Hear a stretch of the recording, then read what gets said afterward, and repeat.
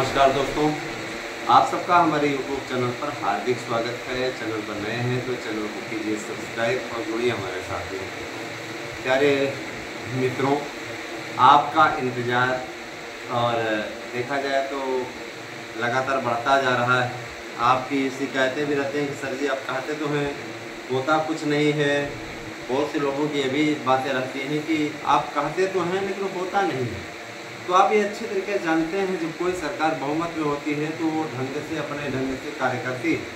लेकिन हम लोगों ने जो बातचीत की है, जो अपना तर्क भिड़ाया है, जिन बातों को लेकर के हम अपनी बातों को रखने में सक्षम हुए हैं, हमने आप लोगों को पहले भी उस टेक्निक के बारे में सारी चीज़ें क्लियर कर दी हैं कि सब कुछ होगा और समयबद्ध तरीके से होगा।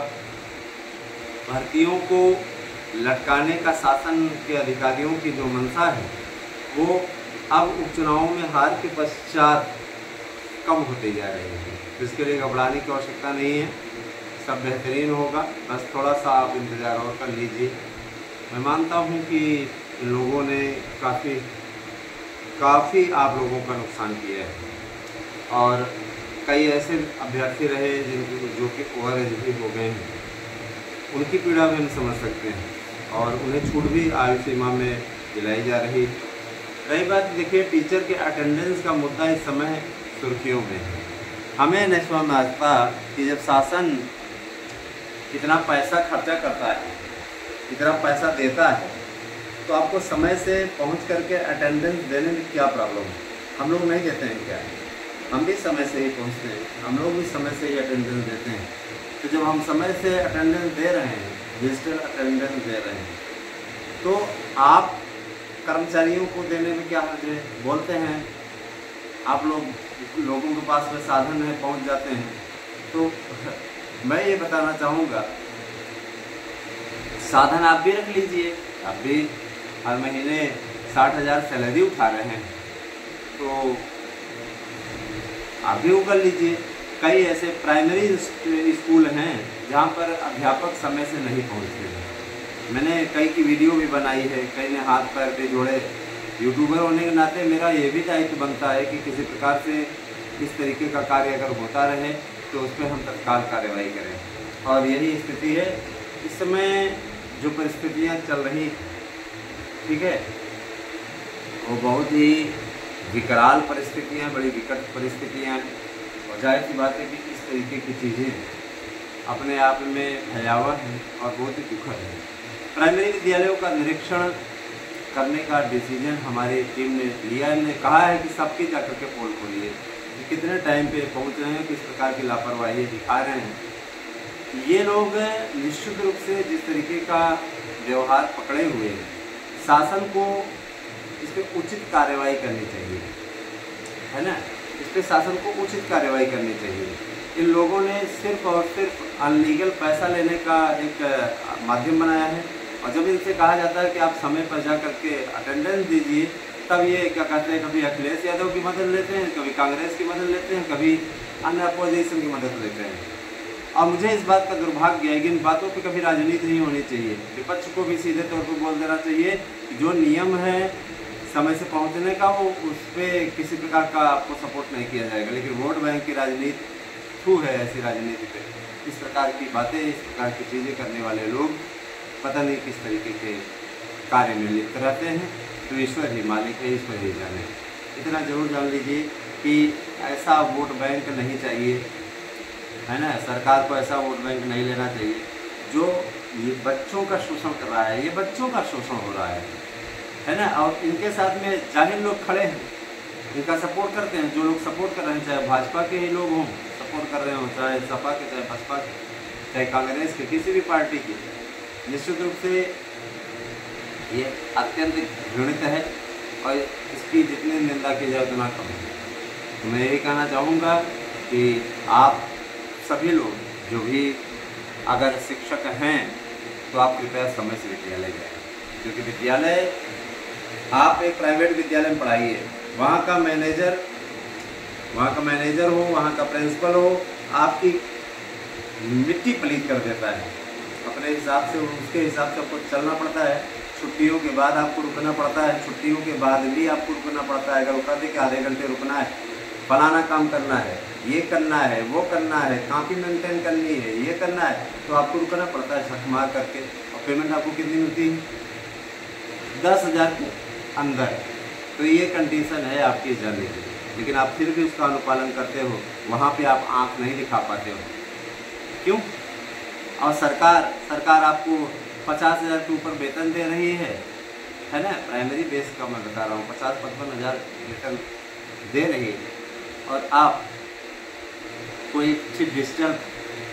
डिजिटल जा करके सिग्नेचर देने में प्रॉब्लम हो रही है। कारण है कि आपकी आदत पड़ चुकी है, आपको रेगुलर लेट पहुंचने की आदत हो गई है, मनमानी करने की आदत हो गई है।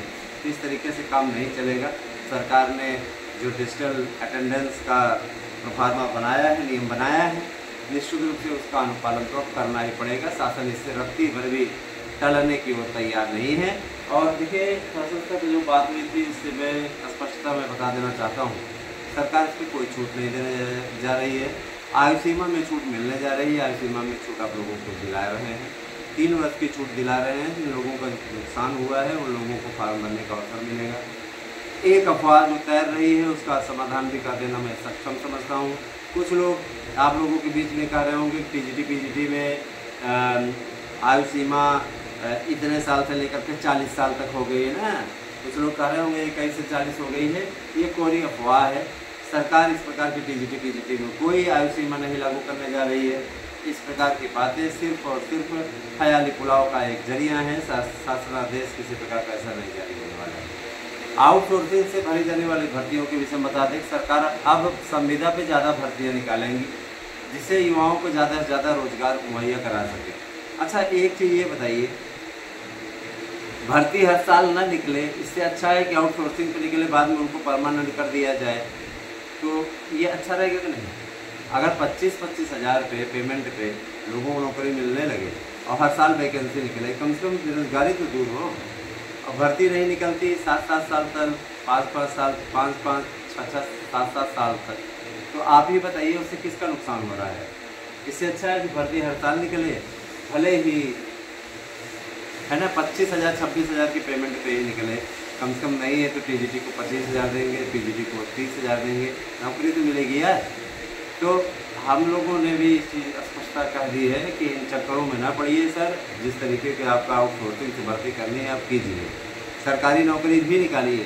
तो उनका ये कहना है कि सरकारी नौकरी 20% सरकारी नौकरी की भी वैकेंसी रहा करेगी और कुछ आउटसोर्सिंग से भरे जाएंगे। तो हम लोगों ने कहा बिल्कुल आप कीजिए, कोई दिक्कत नहीं। युवाओं की बेरोजगारी दूर होनी चाहिए, हर साल निकलना चाहिए। दूसरी चीज़ ये कि देखिए, शासन का एक और विचारणीय तथ्य है कि जो लोग विद्यालयों में पढ़ा रहे हैं, जैसे हम लोग सब लोग पढ़ा रहे हैं, तो इनकी सक्षमता परीक्षा ली जाए। इसमें जो पास आउट हो ठीक है, और जो निकम्मे टाइप के हैं जो बैठ करके पेमेंट ले रहे हैं, जाहिर सी बात है कि उनके लिए अल्टीमेटम दे दिया जाए। तो ये बहुत अच्छी पहल है, इसका तो हमने स्वागत किया। बिल्कुल ज़रूरी भी होता है कि आप पढ़ा रहे हो कि नहीं पढ़ा रहे हो, आप कर रहे हो कि नहीं कर रहे हो, इन सब चीज़ों को स्पष्टता होना चाहिए, पता चलना चाहिए। ये हमारी अपनी राय है। और एक चीज़ मैं और कहना चाहूँगा दोस्तों, देखिए, शिक्षक बनना हर किसी का सपना होता है। मेरा स्वयं का भी सपना रहा और सपने को पूरा करने में सक्षम रहे।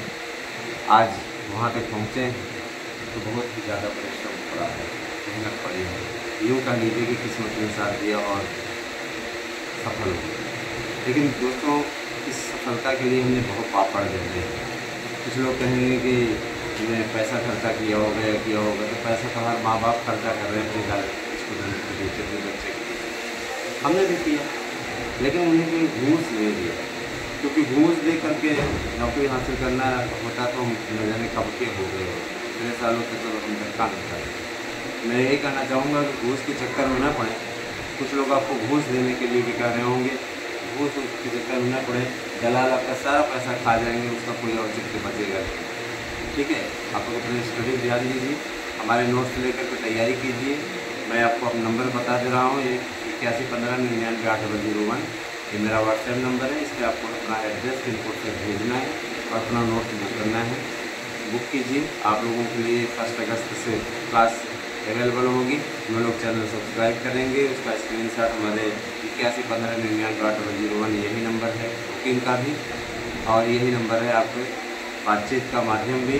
आप इस पर भेजिए, आपको क्लास से जोड़ दिया जाएगा। विषय अपना लिख कर के भेजिए, जिस विषय का नोट्स आपको चाहिए बताइए, आपको मिल जाएगा। एक नोट के साथ दूसरा नोट फ्री है, सावन ऑफर है, तो आप इसका लाभ उठाइए। और अगली वीडियो में आप लोगों की भर्तियों की पूरी रूपरेखा मैं बता देना चाहता हूँ कि बीएड को भी सम्मिलित करने पे चर्चा हुई है, और बीएड को सम्मिलित करा लिया जाएगा, कि जिसका कोई दिक्कत नहीं। ठीक, एक बात और कि भर्ती का प्रारूप कहीं थोड़ा बहुत बदलाव जरूर हो रहा है, कहीं कमोबेश वैसा ही है जैसा परेशान होने की जरूरत नहीं। कुछ लोग आपको भर्तियों के प्रारूप पर भी डरा रहे हैं, मैं ये भी देख रहा हूँ, ये बदल गया, वो बदल गया, ऐसा है वैसा है ना। और आजकल एक मैडम बहुत सक्रिय है, वो नोट्स वगैरह बेच रही है ना, और रोज़ कुछ न कुछ एक पूरा लेकर के आती है ना। सावधान रहिएगा, सिर्फ एक लुटेरा गैंग है, लुटवा रहा है लेडीजों के थ्रू, है ना। मैम लोग भिजवा रही हैं आराम से, थोड़ा सा सावधान रहिएगा, क्योंकि जिनका बिक नहीं रहा है तो लड़कियों का सहारा लेने लगे। सावधान रहिएगा ऐसे लोगों से। एक भी प्रश्न ऐसे लोगों के नोट से नहीं आने वाला है, इनसे सावधान रहेंगे तो ज़्यादा अच्छा रहेगा, वरना आप अपना ही पैसा लुटवाएंगे, नुकसान करवाएंगे। आएगा एक भी क्वेश्चन नहीं इनके नोट से, और परेशान आप अलग से होंगे। तो बने रहे हमारे साथ में दोस्तों, हम आपको अगली वीडियो में फिर से कुछ नया लेकर के आपके समक्ष आएंगे। Thank you, have a nice day.